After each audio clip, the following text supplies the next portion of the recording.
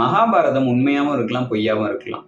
ஆனா, இந்த மகாபாரதத்துல நம்ம லைஃப்க்கு தேவையான நெறைய லெசன்ஸ் இருக்கு.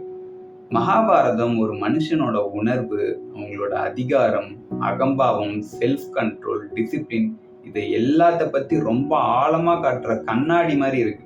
மகாபாரதத்த நம்ம ஆக்சுவலா பேசல. மகாபாரதத்தின் மூலமா நம்மளோட லைஃப் பத்தி பேசப் போறோம். லாஸ்ட் எபிசோட்ல சாந்தனு மகாராஜாவோட வாழ்க்கை ஏன் இவ்வளோ கஷ்டமா இருக்குன்றத பத்தி பார்த்தோம். இந்த எபிசோட்ல அவரோட வாழ்க்கையில ஏதாவது நல்லது நடந்திருக்கான்றத பத்தி பார்க்கலாம். சாந்தனு மகாராஜாவுக்கும் கங்காவுக்கும் பிறந்த முதல் குழந்தைய கங்கா தூக்கிட்டு போய் ஆத்துல போட்டு கொண்டுறாங்க. இதனால சாந்தனு மகாராஜாவோட லைஃப் ரொம்ப சோகமா இருக்கு. அவரால் எதுலையுமே கான்சென்ட்ரேட் பண்ண முடியல. இந்த சூழ்நிலையில சாந்தனு மகாராஜாவுக்கும் கங்காவுக்கும் 2வது குழந்தை பிறகு. இந்த குழந்தைய நம்ம பத்திரமா பார்த்துக்கலான்ற சின்ன சந்தோஷத்துல அவர் திரும்ப மீண்டு எழலாம் அப்படின்னு நினைக்கிறாரு. ஆனா அன்னைக்கு ஈவினிங்கே சாந்தனு மகாராஜாவோட மனைவி அவருக்கு ஒரு பெரிய அதிர்ச்சியை தராங்க.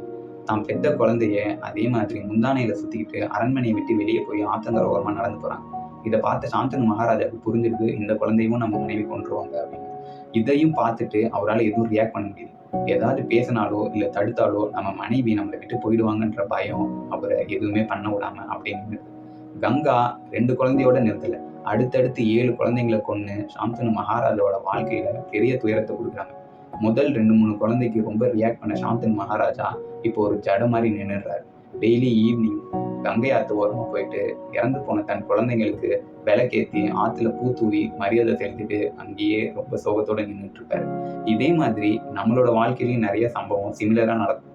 நம்மளோட பார்ட்னர் நம்மளோட ஒப்பீனியன்ஸ்க்கு ஒழுங்கா ரெஸ்பெக்ட் கொடுக்காம நம்ம வீட்டுக்கு போனாலே நம்மளை கத்திட்டு இருப்பாங்க, இல்லைன்னா நம்ம பண்ற சின்ன விஷயத்துக்கு கூட நம்மளை குறை சொல்லி ஏதாவது நோண்டிகிட்டே இருப்பாங்க. இது நமக்கு ரொம்ப டிஸ்கம்ஃபர்ட்டை கொடுக்கும். முதல் 2-3 டைம் நம்ம அதுக்கு ரியாக்ட் பண்ணுவோம். 3வது 4வது டைம்ல இருந்து நம்மளோட இமோஷன்ஸை நமக்குள்ளேயே சப்ரஸ் பண்ணிடுவோம். இந்த இமோஷன்ஸ்க்கு சைக்காலஜில லேர்ன்ட் ஹெல்ப்லெஸ்னஸ்ன்னு சொல்றாங்க. அதாவது நீங்க முதல் கொஞ்சம் டைம் ரியாக்ட் பண்ணுவீங்க, அதுக்கப்புறம் உங்களோட இமோஷன்ஸை உங்களுக்குள்ளேயே சப்ரஸ் பண்ணிப்பீங்கன்னு சொல்றாங்க. ஒரு நாள் உங்களுக்கும் உங்க பார்ட்னருக்கும் ஏதாவது சின்ன தகராறா இருக்கும். அன்னைக்கு பயங்கரமா கோவப்படுவீங்க.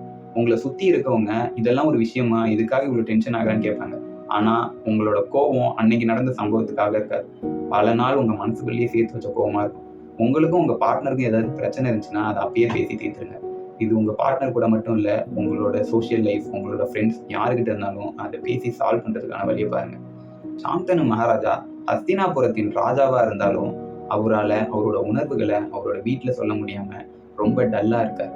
இதே மாதிரி தான் பல சிஇஓஸ் வெளியே பயங்கர பெரிய ஆளா இருப்பாங்க, வீட்டுக்குள்ள எதுவுமே பண்ண முடியாம இருக்கும். இதுக்கு ஒரு real life example Robin Williams.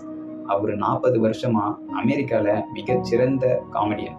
அவரால் அவரோட பர்சனல் லைஃப்ல ஒழுங்கா ஃபோக்கஸ் பண்ண முடியல, லாஸ்ட்ல சூசைட் பண்ணிட்டு இறந்து போயிடுறாரு. இப்படி பயங்கர சோகத்துல இருக்கு சாந்தனு மகாராஜாக்கு 8வது ஒரு குழந்தை பிறகு. 8வதா பிறக்கிற குழந்தையவும் அதே மாதிரி கங்கா தூக்கிட்டு ஆத்துல போய் மூழ்கடிக்க போறாங்க. இந்த டைம் சாந்தனு மகாராஜா அமைதியா இல்லை. அவர் நிறுத்தி என் குழந்தைய என்கிட்ட கொடு, இதுக்கு மேல நீ இப்படி பண்ணாத அப்படின்னு அவரோட மனைவியை பயங்கர சத்தமா திட்ட ஆரம்பிக்கிறாரு. இதை கேட்ட அவரோட ஒய்ஃபு திரும்பி பார்த்து சிரிக்கிறாங்க. உனக்கு நான் உன் குழந்தைய கொடுத்துட்றேன், ஆனா இதுக்கு மேல நான் உன் கூட இருக்க மாட்டேன்னு சொல்லிட்டு அவங்க கங்கை நதியின் மகாராணி அவதாரத்துல வராங்க. கங்கை நதியின் மகாராணியான கங்காதேவி அவங்களோட சுய உருவத்தை காட்ட ஆரம்பிக்கிறாங்க. இதை பார்த்த சாந்தனு மகாராஜாவுக்கு பயங்கர ஷாக். அப்போதான் அங்க பெத்தெடுத்த 8 குழந்தைங்களும் சாதாரண குழந்தைகள் இல்லை, 8 வசுக்கள், அதாவது இயற்கையின் 8 சக்திகளோட தேவர்கள். இவங்க 8 பேரும் போன ஜென்மத்துல ஒரு தப்பு பண்ணிட்டாங்க. அந்த தப்புக்கு தண்டனையா அவங்க பூமியில மனிதர்களா பிறக்க வேண்டியிருந்துச்சு. ஆனா 7 குழந்தைங்க மட்டும் பிறந்த உடனே நான் கொன்னுட்டேன். 8வதா பிறந்த குழந்தை முழு மனித வாழ்க்கையும் வாழ்ந்துட்டு தான் சாகணும் அப்படின்னு சொல்றாங்க. இதுல உங்களுக்கு ஒரு விஷயம் கிளியரா தெரியலாம். சாந்தனு மகாராஜா 7 குழந்தைங்களுக்கு அமைதியா இருந்த மாதிரி 8வது குழந்தைக்கும் அமைதியா இருந்திருக்கலாம். ஆனா இந்த குழந்தைக்கு அவர் அமைதியா இல்லை. என்ன காரணம்னா அதுதான் விதி.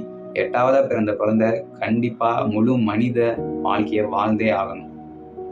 இந்த எபிசோட்ல இருக்க 2 ஹிடன் சைக்காலஜி. ஃபர்ஸ்ட் திங், நீங்க எல்லா சூழ்நிலையிலையும் உங்களோட இமோஷன்ஸை சப்ரஸ் பண்ணிக்கிட்டு சைலண்டா இருக்காதீங்க. உங்களுக்கு ஏதாவது ஒரு பிரச்சனை இருந்துச்சுன்னா அதை பேசி சால்வ் பண்ணிக்கோங்க. செகண்ட், நீங்க நினைக்கிற எல்லாருமே சந்தோஷமா இல்லை. பல செலிபிரிட்டிஸ், பல இன்ஃப்ளூயன்சர்ஸ் சந்தோஷமா இருக்காங்கன்னு பார்க்கறதுக்கு தோணும். ஆனா அவங்களோட பர்சனல் லைஃப்லயோ இல்லை அவங்களுக்கு பை பர்சனாவோ ஏதாவது ஒரு பிரச்சனை இருந்துகிட்டே இருக்கலாம். இப்போ இதுல 8வதா பிறந்த குழந்தையோட பேரு பீஷ்மர். இவரு தான் மகாபாரதத்தோட மிக பவர்ஃபுல்லான மனிதர். இவரு கடவுள் கொடுத்த ஒரு சாபத்தினால மனிதனா பிறந்து மனிதனோட முழு துன்பம் இன்பத்தை அனுபவிச்சே ஆகணும் அப்படின்றதுக்காக பூமியில வாழ ஆரம்பிக்கிறார்.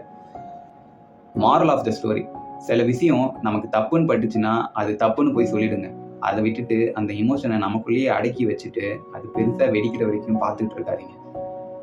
நெக்ஸ்ட் எபிசோட்ல இந்த 8 குழந்தைங்களும் எதுக்காக பூமியில் வந்து பிறக்கிறாங்க, அப்படி அவங்க என்ன சாபம் வாங்கினாங்கன்றதை பத்தி பார்க்கலாம்.